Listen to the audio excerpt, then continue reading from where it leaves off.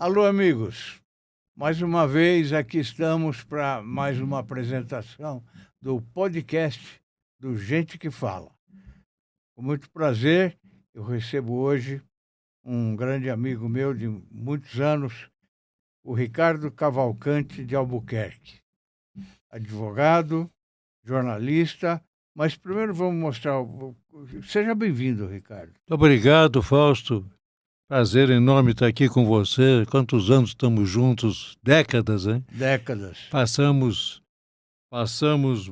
muitos perrengues e muitas coisas Tem muita juntas. história para Tem contar, muita né? história para contar. Dá para escrever Olha, uma biblioteca. O Ricardo é advogado, ele é jornalista, ele foi diretor e vice-presidente do Clube Atlético Paulistano, ex-oficial de Gabinete de Segurança Pública do Estado de São Paulo, atuou na Secretaria de Agricultura, Secretaria de Cultura, Turismo e Esportes, Secretaria de Negócios Metropolitanos do Estado de São Paulo e na Secretaria Municipal de Esportes. Foi chefe de gabinete do vice-governador de São Paulo, José Maria Marim, procurador da Federação Paulista de Futebol e assessor jurídico da Confederação Brasileira de Futebol. É isso? Sendo que na Secretaria de Turismo, uma coisa que marcou foi o Festival de Inverno de Campos Jordão.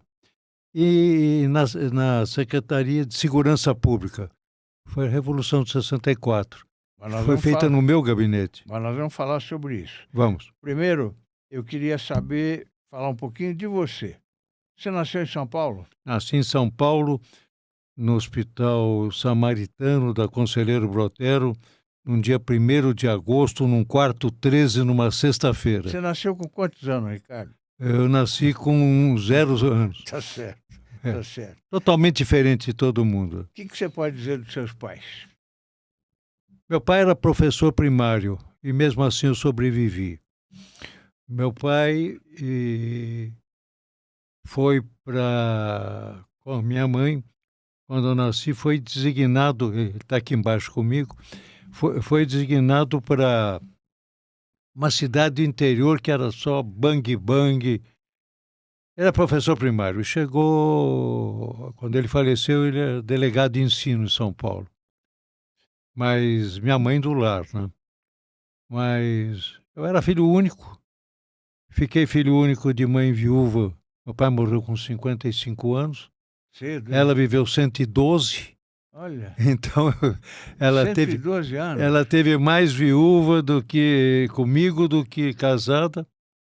E meu pai, professor primário, está aí. E quantos anos faz que ela foi embora, a sua mãe, Ricardo? Minha mãe hoje ela é de 1900. Bom, Ela morreu foi com 112, então faz o quê? 13 anos. 13 anos. 13 anos. Mas a saudade é igual, né? A saudade é maior, É.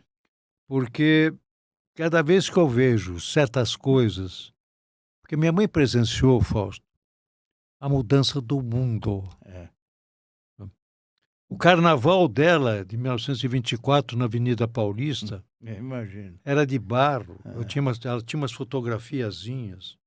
Ela era de barro. Paulista era de terra? Não era de terra, com umas arvorezinhas sem vergonha. E ela num carro fantasiada de colombina, tal, 1924. Tinha charrete? Não, era carro.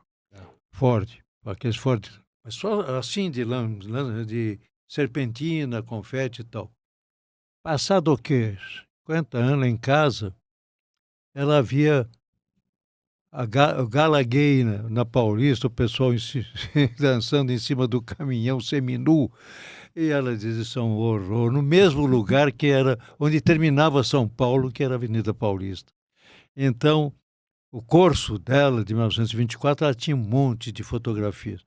Quando ela viu o gala gay, então ela presenciou uma modificação muito grande no mundo em termos de tecnologia. Televisão, tudo isso ela presenciou. E teve a felicidade de encontrar a minha mulher, que foi uma santa, cuidando dela. Teve Dona 6 Celina. bisnetos. Celina, quantos netos você tem? Quantos anos? Netos. 6. 6 netos. Mas tenho neto com 30 anos, Fausto.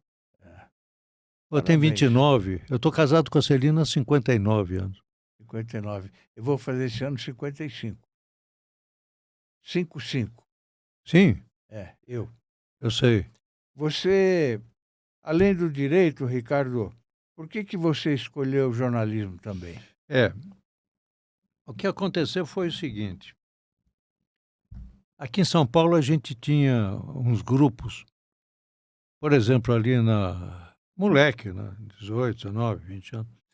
Nós tínhamos ali na Augusta um ponto que a gente tinha o cinema, ali na Oscar Freire e tal. Nós fizemos uma revista, Augusta Chique. Eu, Cláudio Marques, Lemos Brito. Depois, o pessoal do Diário de São Paulo gostaram. O Alexandre von Baumgarten, que você conheceu, convidou para fazer um programa. Aí eu falei, bom, então eu tenho que me registrar como jornalista e passei a escrever também no Shopping News, que eu fazia Gente de Vanguarda. E o Ricardo Amaral foi para a última hora. Então nós dois fomos cronista social aqui em São Paulo, nos idos. Me lembro bem de Gente de Vanguarda. Gente de Vanguarda. Era o Cláudio Marques que me ajudava. E aí eu me registrei no Ministério. Depois eu escrevi para o Estado, escrevi para a Folha. E hoje, por muita honra, eu escrevo para o Orbis. Orbis News. Muito obrigado por dizer muita honra. Ricardo, eu tenho umas fotos aqui que eu quero mostrar. Número 2, Maria. O que você pode dizer dos seus pais? Eu já perguntei, mas vamos mostrar as fotos. Olha aí. Essa é a primeira. Bom, aqui sou eu e a Celina casando. Aí o casamento. Há 59 anos atrás. 59. Aqui. Sou eu com a Celina, alguns anos depois. Aí é foto número 2. Pode mudar. Aqui eu tô com meus 2 filhos. Seus filhos. A Patrícia e o Paulo. Aqui eu tô com a Patrícia no colo. E lá eu tô com o Paulo já grande. A Patrícia se formou em quê? Ela é na FAAP. FAAP. E ele? Ele é advogado. Advogado. Número 3.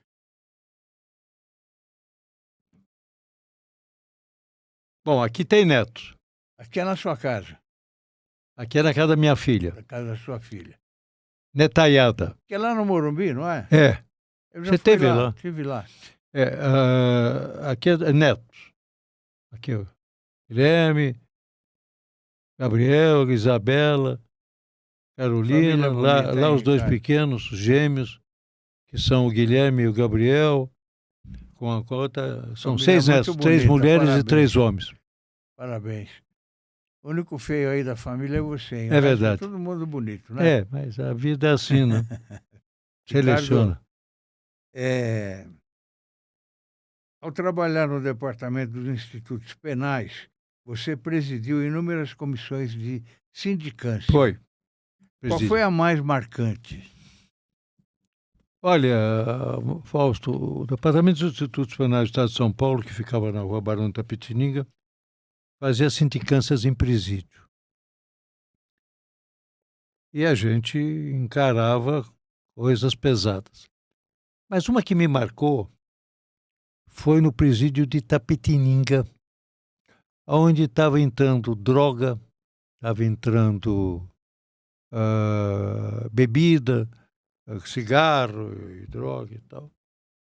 Eu fui para lá com o diretor para fazer a sindicância, fizemos a sindicância e chegamos à conclusão que quem levava a droga para dentro do presídio era o padre. Padre. Outra foi em São José do Rio Preto, Javer de Andrade, era diretor. Nós estivemos lá e sentimos que quem tinha muito prestígio tomava conta do Pereira Lima, do presídio. Voltamos, fizemos relatório e tal. Uma semana depois, o Pereira Lima assassinou o Javer, que era o diretor, que é um promotor público. Essas duas Foram marcantes para foram você. muito marcantes para mim. Você acredita que os presos podem ser ressocializados? Lógico que pode. O que é importante é a condição da forma como se faz. Porque se você fizer um depósito de preso, Não leva a lugar nenhum. não só não leva, como cria É. criminosos especialistas em assuntos. Porque lá dentro, para sobreviver, ele tem que se... E professores do crime, É, né? exatamente. Mas eu conheci, porque eu visitei vários presídios no mundo. Teve presídios por aí, na Suécia, Dinamarca. São salões, o preso conversa com o guarda como está conversando com o familiar. Então, vai tudo do regime. Então, tem regimes mais próprios e outros que não tem condição do preso se reabilitar. Ricardo, como é que você avalia o cumprimento das penas naquela época sem a tecnologia de hoje? Olha, eu advoguei muito e a pena mudou muito, no meu entender. A pandemia trouxe uma modificação no sistema judiciário. Você antigamente falava com o juiz, batia papo com o desembargador, tinha argumentos, o fórum estava cheio.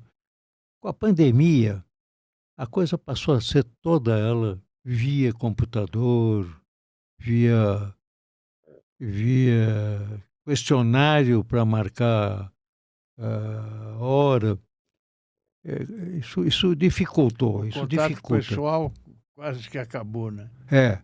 Aquele contato pessoal de você chegar. Geralmente o juiz tinha sido seu colega na faculdade, o promotor tinha sido seu colega, o delegado. Quer dizer, São Paulo era outra coisa. Depois começou a vir gente formada fora e realmente eu estou fora há algum tempo. Mas a pandemia foi o marco divisor do contato pessoal. Descobriram que trabalhar em casa é melhor. Então, esse marco que foi a pandemia, no meu entender, trouxe na justiça aquele contato que você tinha, aquela chance que você tinha de explicar certas coisas que no papel você não consegue. E a intolerância, o que você tem a dizer? A intolerância aumenta dia a dia, né? Cada vez pior. Cada vez pior. A intolerância, não sei se é da vida moderna, o ser humano está se tornando cada vez mais intolerante, ou se é a vaidade que está prevalecendo. Ricardo, você do alto dos seus 91 anos, como é que você analisa o comportamento das pessoas hoje no mundo, não é no Brasil, no mundo? Eu acho que Mudou muito, né? Tem às vezes comparações. Eu acho que tem uma geração perdida aí no meio. Quer dizer,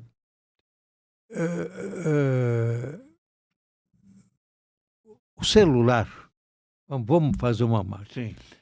Ele veio para modificar tudo. Você não escreve mais, você não lê, você não fala no telefone, você não tira... Acabou a máquina fotográfica, né, de modo geral.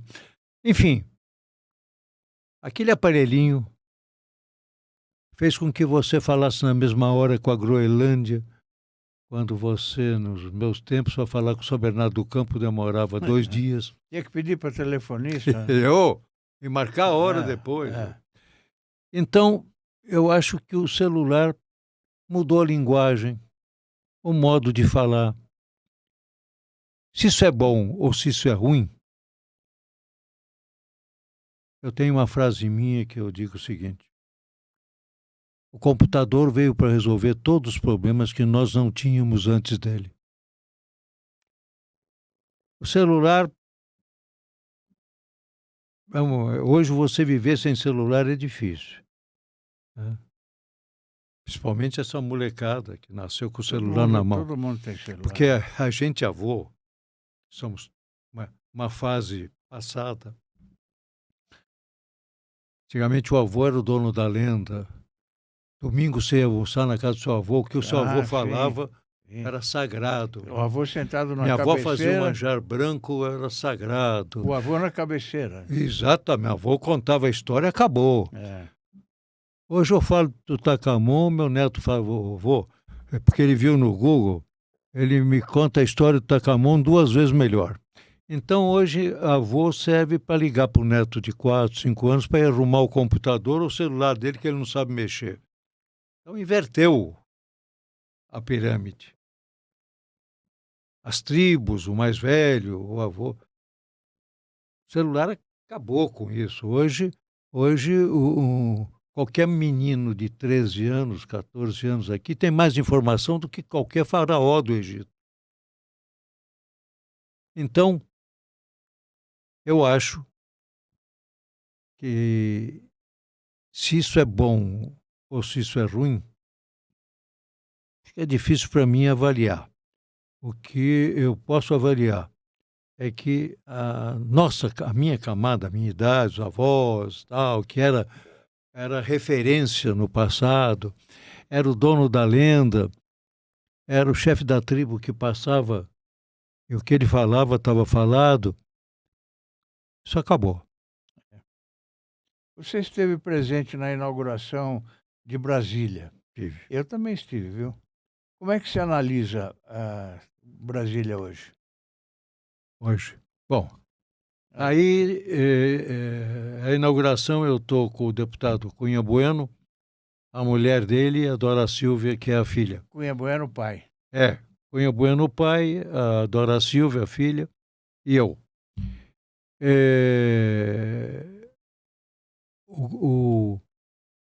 A inauguração de Brasília foi marcado com de exterior o cardeal Cerejeira, não sei se você lembra. Sim. Que veio. Sim. E quem me levou, que me convidou, tal, era muito amigo da Dora Silva, foi o Cunha Bueno. E estive lá na inauguração. Eu vejo hoje Brasília como uma ilha distorcida da realidade do Brasil. Que se vive em Brasília, se conversa em Brasília, os contactos em Brasília, as ligações em Brasília, é diferente do que você vê e acha que é. É uma ilha num país chamado Brasil. As decisões de Brasília nem sempre batem com as regionais, porque lá se vive em Brasília, se legisla em Brasília, e se tem a roda de amigos e etc. em Brasília. Brasília ficou sendo uma ilha, no meu entender, lógico, diferenciada de alguns e vários pontos do Brasil. Brasília, hoje, não tem lá, apesar de ter os deputados das regiões todas, senadores das regiões todas, lá muda. Lá a conversa é outra, lá são todos amigos, lá são todos se entendem, lá vão nas mesmas festas. É outro mundo com relação aos ribeirinhos da Amazônia, por exemplo. Sim. Você chegou na Secretaria de Segurança Pública de São Paulo em um período de transição política. Como estava a situação da segurança pública com a chegada da ditadura, Ricardo?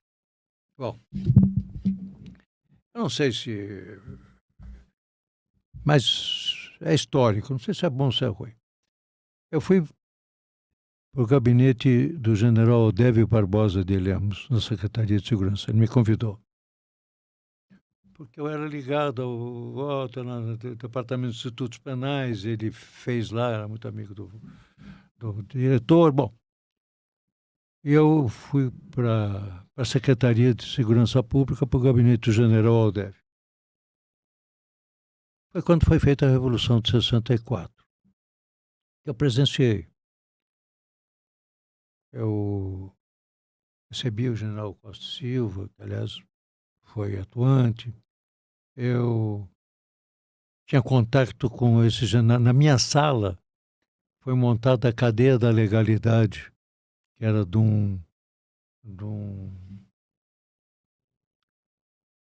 radioamador com deficiência visual, Baracá, uma coisa assim.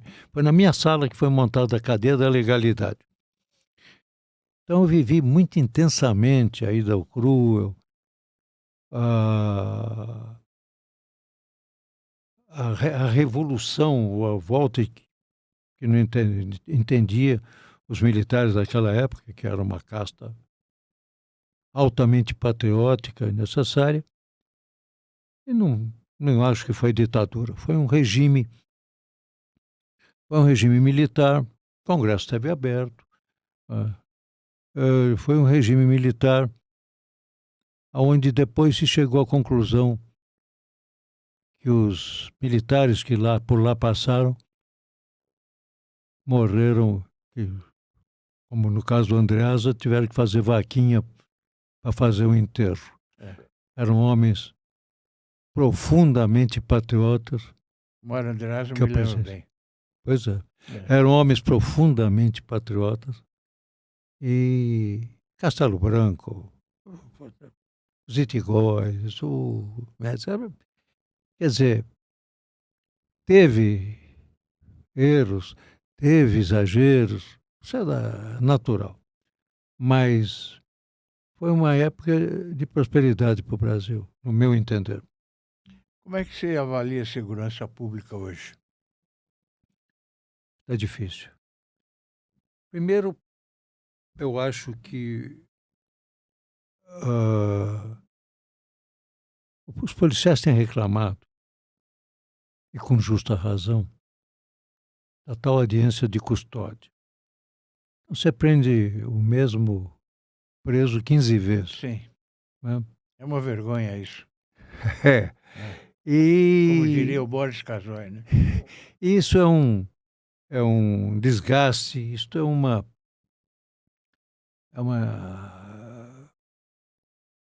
atuação que só desgaste e toma tempo e dinheiro da polícia quando podia fazer outras coisas mais importantes. Nós temos 94 facções no Brasil organizadas. Há uma diferença muito grande no Comando Vermelho, que foi a primeira no Rio. Eu não sou especialista nisso, estou dando minha opinião. E o PCC em São Paulo. Você veja que o Comando no Rio, o Comando Vermelho no Rio, precisa de ostentar. Então, a molecada entra num jipe ou na balada com metralhadora, K-15 e tal, 47. Fazem questão de tirar foto, né? Faz questão. Aqui não. Aqui o pessoal tem negócio, posto de gasolina, linha de ônibus, o que for e tal. É outro padrão. Mas, no meu ver, não sou especialista, estou repetindo, o crime está organizado, enraizado em todos os setores da vida brasileira. Tomou conta, né? Hoje, inteligentemente fizeram advogados, formaram juízes, enfim, em todo o setor da vida brasileira está enraizado o crime organizado. E isso é um problema sério. O que você me diz da violência hoje? Se mata animais, se mata a mulher, pai mata o filho mata o pai. A vida humana. Aluno mata o professor. Isso. A vida humana passou a ter um valor muito pequeno. Banalizou. Você mata uma pessoa, pode pegar aí 6 anos, como tem acontecido, mas vai matar um bicho lá no Nordeste ou derrubar uma árvore lá, tal, você pega prisão perpétua. Enfim, o respeito e a vida humana passou a ser algo de menor valor, quando deveria ser aquilo. É o caso do aborto. Deveria ser a coisa mais séria, mais discutida, mais brigada. Não.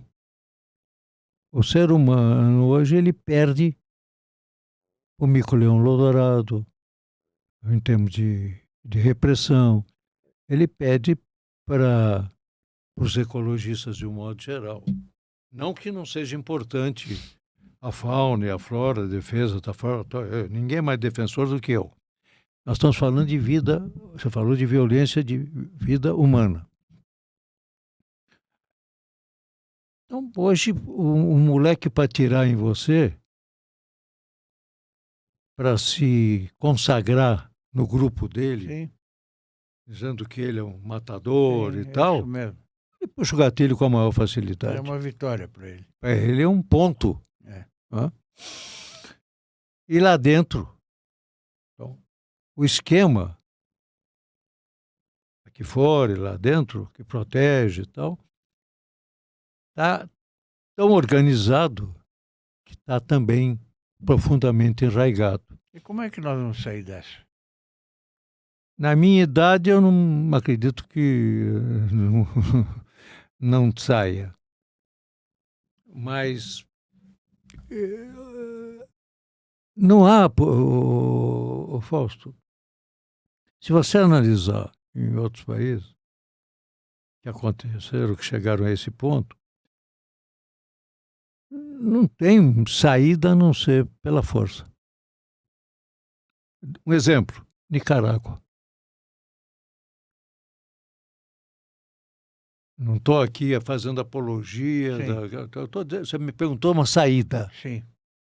A saída que eu vejo, por exemplo, foi o que foi feito na Nicarágua, que era mais ou menos o que estava acontecendo em Lá Menor e tal.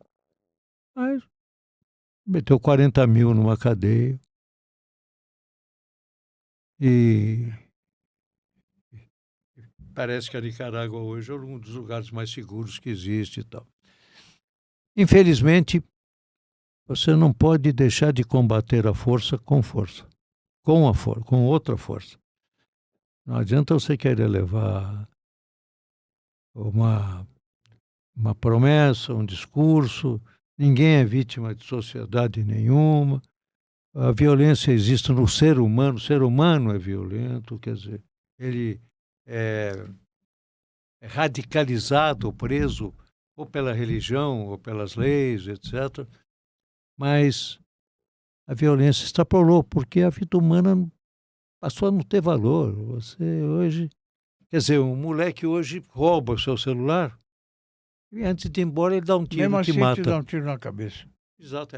Isso aconteceu. Aconteceu. Não estou inventando. Sim. Então, quer dizer, o que leva um menino desse, que queria o celular de outro menino, pega o celular, tudo bem. Roubou o celular, tá certo. Leva o celular. Para quê? Matar. Matar.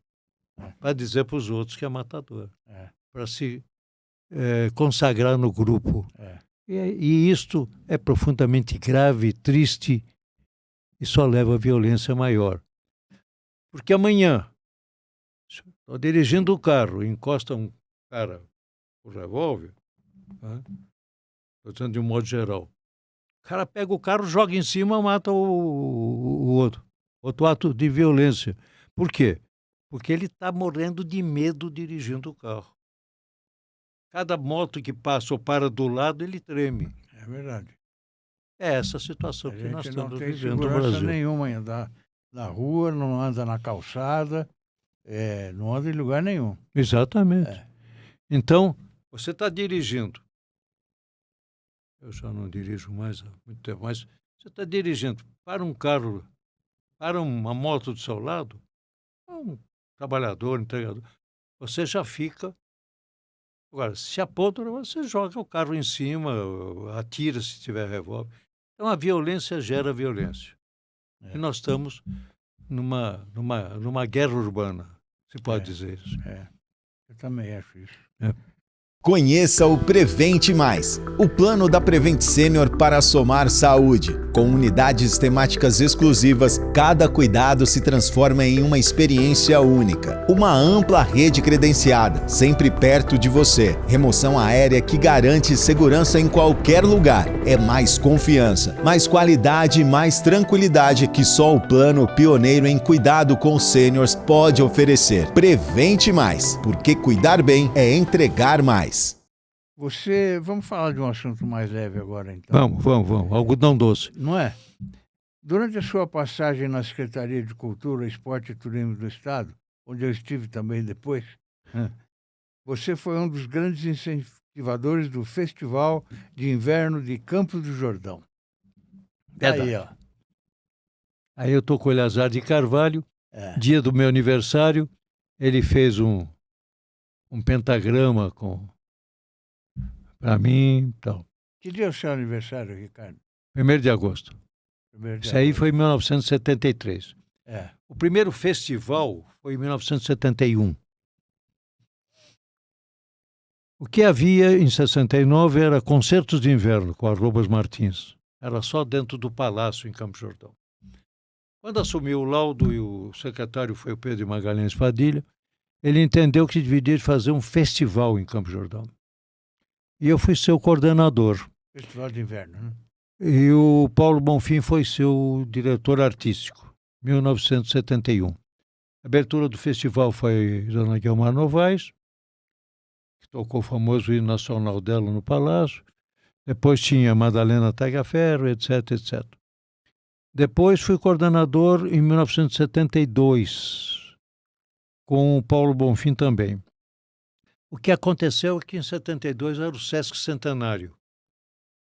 Então, tinha a inauguração do Som e Luz aqui no Museu do Ipiranga, que veio o Médici e todo o Ministério e tal. Então, o festival ficou restrito a Yara Bernet, que veio da Alemanha, que ficou tocando e tal, e a nossa orquestra sinfônica regida até naquela época por um maestro argentino, Simón Brown. Em 73, 1972, para 73, chegou Eleazar, que chegou para mim e falou, Ricardo, vamos fazer aqui o que eu vi na Áustria, os bolsistas. Aí, Fausto, precisa fazer um programa inteiro do que aconteceu, do que foi o festival. Aí, nessa reunião que você está vendo aí, nós vamos montar, vamos. Quantos bolsistas você acha que vamos trazer, Eleazar? 300. É que eu vou arrumar um lugar para... Peguei um grupo escolar em Campos do Jordão, fui coordenador, 73. Pegamos um grupo escolar em Campos do Jordão, recebemos os bolsistas. E vou me permitir contar uma história ótima. Nós tínhamos feito o seguinte, os bolsistas vinham até meia-noite, do dia 30 de junho, para fazer o curso. E essa é uma das histórias, tem várias, mas essa eu quero contar porque você vai gostar. E estava lá o Túlio, o maestro Túlio, eu, à noite e tal, já era meia-noite e 20, meia-noite e pouco.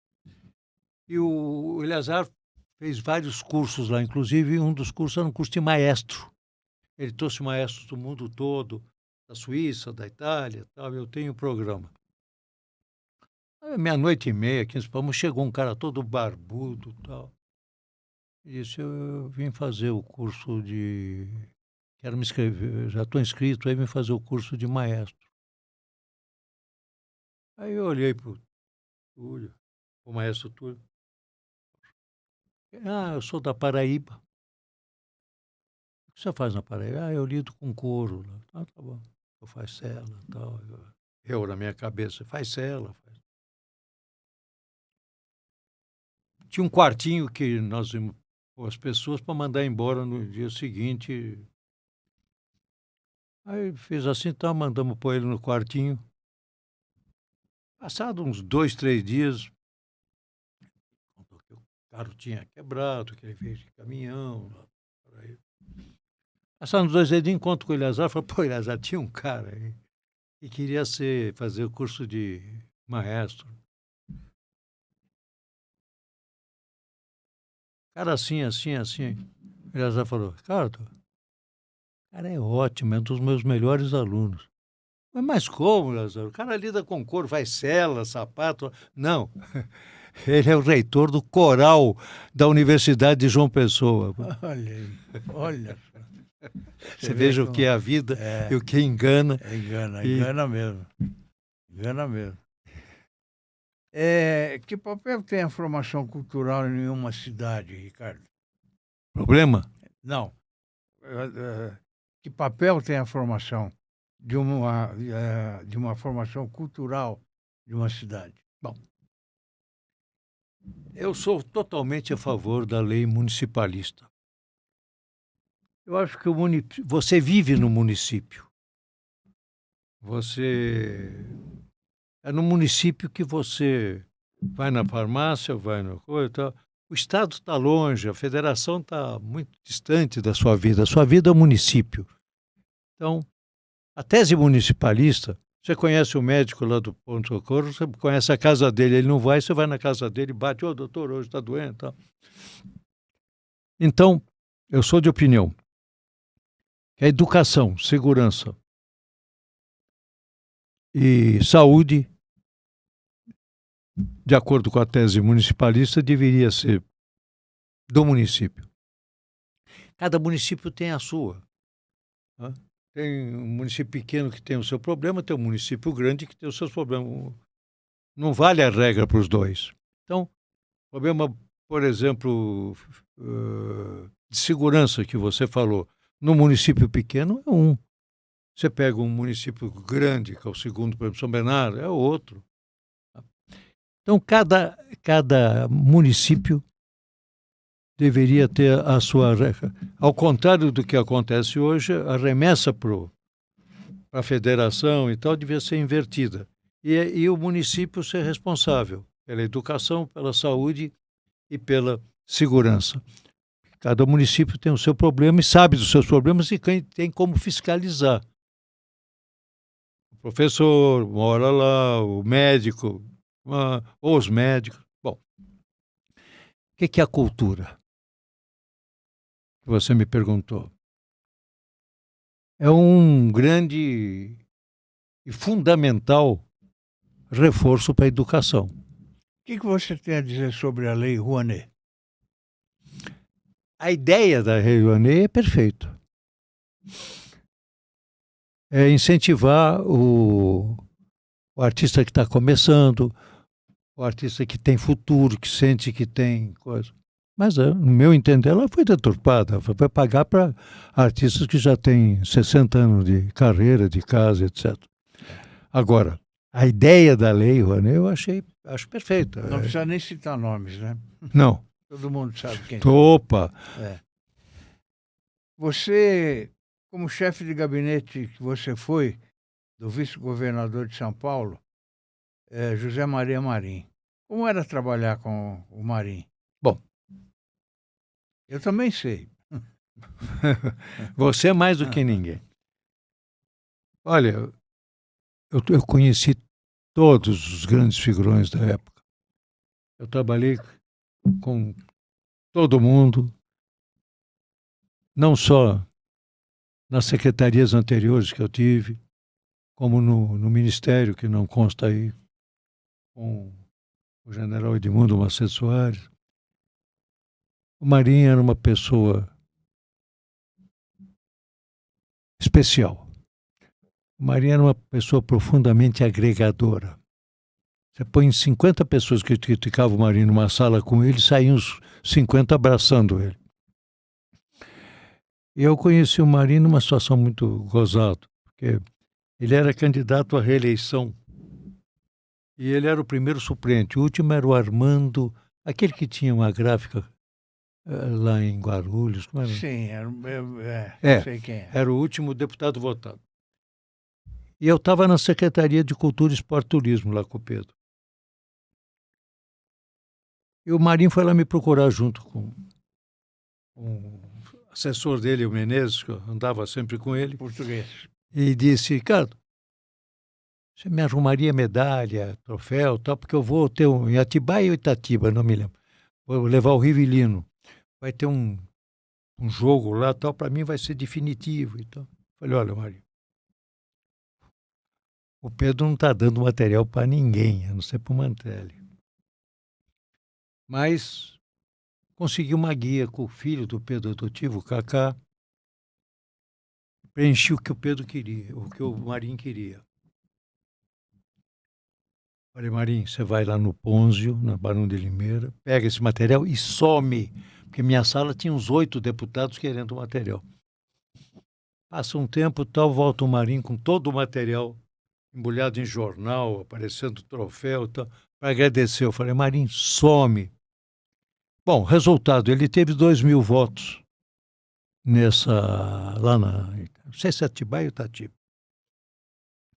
E passou a ser o último dos efetivos. E eu tenho uma fotografia dele ainda sem ter modificado o cabelo. Um abraço nosso na porta da Assembleia, quando ele foi reeleito. Marinho era uma pessoa especial, foi injustiçado. Pouca gente sabe, aliás, ninguém sabe, e a imprensa não falou, que o Marinho não tem aqui no Brasil nenhum processo de desonestidade. E o processo que houve, que foi criado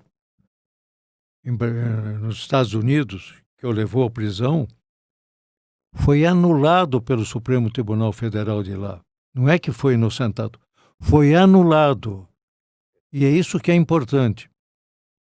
A família vai receber uma tremenda rescisão. Aliás, proposta até pelo próprio Supremo Tribunal Federal. Eu vou repetir. O Marinho teve o seu processo que ele passou mal bocado, ele teve nessa cadeia onde hoje está o Maduro, preso. Isso a imprensa falou. O processo dele foi anulado pelo Supremo Tribunal Federal. Ou seja, isso ninguém divulgou. E foi isso que levou ele a ter o infarto e morrer. Ele ficou profundamente emocionado quando soube pela injustiça dos 5 anos que ele passou. Não só lá em Nova York, nessa cadeia que está o Maduro, que é a pior que existe, como na Filadélfia depois. Portanto, eu fui, o Fausto também, nós insistimos para escrever um livro, porque a ideia e a memória do Marinho ficasse a real, a verdadeira, não a que se diz, ou a que se inventa, ou a que se pressupõe. Mas não quiseram fazer um livro, mas eu tenho com o Fausto uma promessa de que, assim que tivermos a sentença transitada em julgado do Supremo Tribunal Federal, a gente vai, do último processo, nem que seja como matéria paga, publicar em todos os... Não, a imprensa vai querer saber. Exato. Sobre isso. E então é bom, aqueles que falam do Marinho sem saber, tá? Não tem processo, não teve nenhum. E o que ele teve preso lá foi anulado pelo Supremo Tribunal Federal americano. A gente sabe que ele sofreu muito lá, né, Ricardo? Eu conheci o Marim em 1962, quando ele era candidato a vereador pela primeira vez. Eu estava na Gazeta de Santo Amaro, e ele candidato, e aí conheci o Marim, e ele era uma pessoa cativante, né? Ó, Tem um carisma fora de série. E eu passei, imagina, a vida inteira amigo do Marim, amigo para valer mesmo, né? Como você. E trabalhamos juntos no Palácio, e infelizmente ele se foi. E não essa anulação que você acabou de dizer, infelizmente ele não vai assistir. É uma pena. é uma pena. Um É. detalhe. Ganhei de você. Eu conheci o Marim quando ele veio para São Paulo. Ele veio do Jabaquara, O Jabaquara era do time de futebol. time de futebol. É. E ele veio para jogar no São Paulo.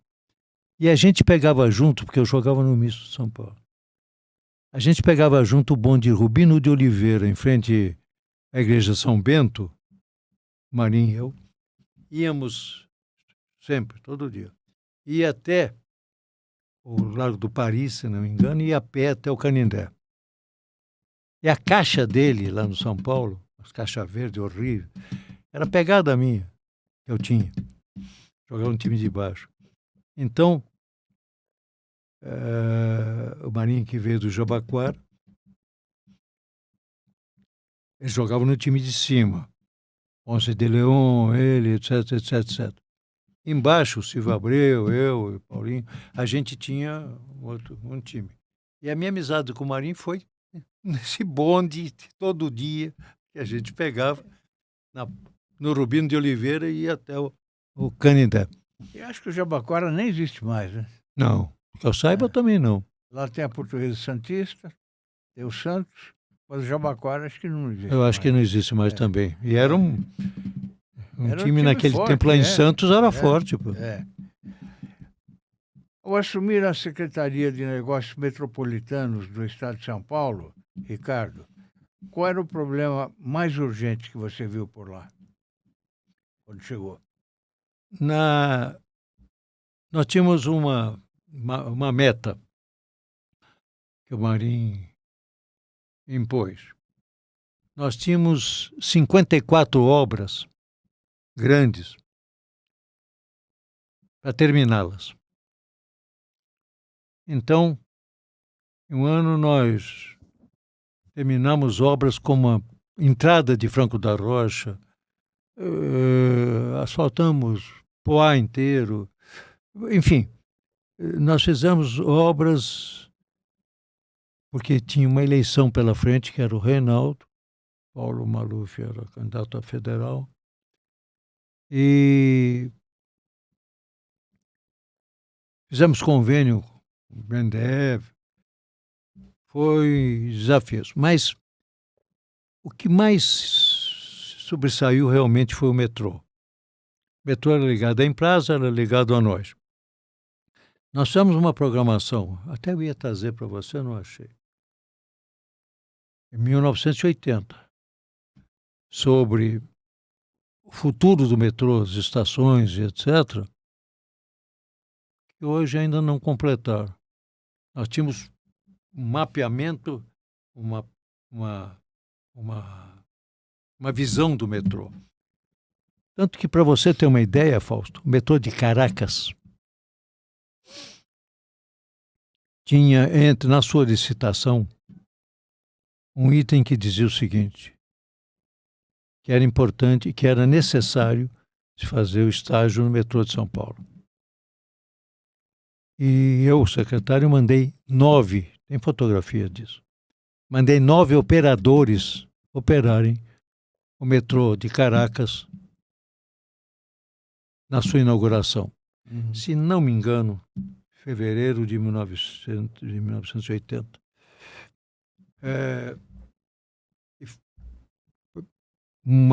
45 anos. Ah, sim. Foi quando nós estávamos lá na secretaria, eu estava na secretaria. Metrô de São Paulo é modelo. Tá? Nós tínhamos desenvolvimentos. Infelizmente, a linha da Paulista, Figueiredo Ferraz, não aconteceu. A mudança do calçadão da Paulista, que é o Espigão. Mas o metrô de São Paulo foi uma referência. E no caso específico da Venezuela, antes do Hugo Chávez, a inauguração foi a necessidade de São Paulo. Eu acho que a maior satisfação e a maior alegria foi o metrô. Eu consegui. Porque o metrô tem dinheiro municipal, estadual e federal. E o Curiati, que era o prefeito, não queria dar porque não tinha nenhum diretor. E o Pastore, que era o secretário das Finanças, não queria dar porque o metrô era só de São Paulo, do município, não pegava. Mas eu consegui tomar dinheiro dos dois e o metrô se desenvolveu e deixou pronto as estações todas, que depois foram algumas feitas e tão lindas. Ricardo, vou fazer aqui um parênteses para 2 assuntos. O primeiro são esses quadros. O seu hobby. Eu não sabia que você pintava quadros. Aliás, não pinto, eu rabisco. Já me presenteou com alguns que estão. Mas nada de especial, isso é brincadeira. E aqui eu estou mostrando para o espectador ver melhor, com um dos quadros do Ricardo. Esse aqui, 2026. Foi agora, eu peguei para trazer para Você fez agora. Esse tem 20 por 30. Eu tenho grandes, mas não é nada de... É acrílico, Mas esse é o hobby seu? Eu me distraio. Agora você sabe que eu tenho uma vista só em razão de um acidente que eu tive de vista e tal. Sim. Aliás, eu estava na Secretaria da Segurança Pública e estava indo para a casa do general Agostinho Cortes, na rua Oriflama, ali na Rebouças, quando eu peguei 2 pessoas. Entraram no carro, no meu carmanguia, os cacos entraram, acabaram com a minha vista direita. E a tinta acrílica me faz um pouco de mal, me ataca, mesmo com óculos de mergulho e tal, eu faço. Então eu brinco de vez em quando. E esse eu trouxe para a sua secretária, Zenilda, que é a nossa. Zenilda, que são pequenos, são 20 por 30, tenho grandes, tinha grandes, hoje não tem mais nenhum. E dá para fazer um pandozinho e tal, mas é o meu hobby. Apareceu agora há pouco aqui a capa do nosso portal, que você já escreveu várias vezes, Ricardo. Há anos que eu venho escrevendo no Orbis. Eu quero que você continue. Sim. Seus artigos são muito bons. E o crescimento do Orbis, indiquei pessoas também para o Orbis. Muitas. E o crescimento do Orbis é uma realidade, graças ao seu trabalho, ao trabalho da sua equipe. Gosto muito de escrever. O que acontece é que eu escrevo no tablet, eu não tenho computador. Então eu escrevo e não tenho tido lá muito tempo, mas eu sento, escrevo e com muita honra e satisfação é prazeroso para mim receber os seus artigos. Obrigado. Qual é a sua história com o Clube Atlético Paulistano? Bom, o Clube Atlético Paulistano, eu fui morar em tenra idade lá na rua Rocha Azevedo, que fica atrás. Então, o Paulistano, eu pulava o muro, passou a ser minha casa. Sou filho de sócio, pai era sócio. Essa daqui, por exemplo, é a sede velha, que foi fundada, eles vieram do Velódromo, foi fundada em 1914, depois foi reformada em 1930, aí já está reformada. Ali tem presidentes, sou eu, o presidente, o Clóvis, que foi presidente do conselho. Aqui o nosso time de futebol, esse time era bom. Isso aqui foi uma preliminar com Palmeiras, lá no Parque Antártica. Ali eu estou recebendo do Paulo Moviso, Renato Arruda, eu estou recebendo o título de associado benemérito, que é o título maior.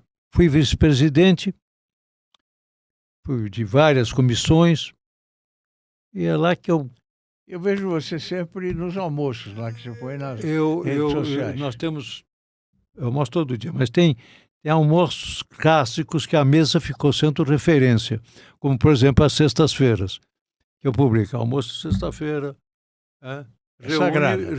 reúne ainda. Toda sexta você está lá. A tradição, os mais velhos, são números grandes. E hoje estamos fazendo 2, 3 mesas do pessoal mais velho.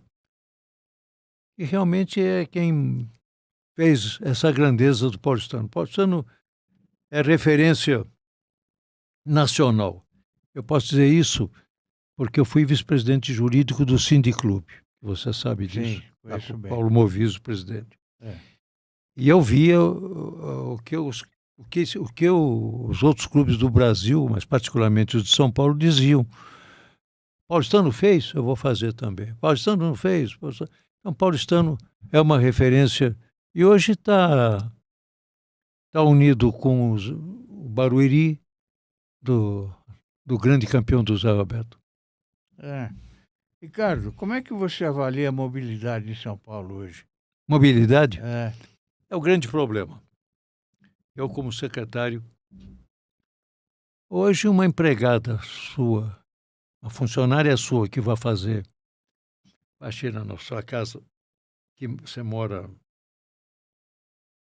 em Pinheiros, e ela mora em São Bernardo, ela perde 3 a 4 horas dentro de um ônibus por dia. O grande segredo de São Paulo antigo, por exemplo, o Matarazzo, ele fez a fábrica na Consolação e a vila dos moradores junto.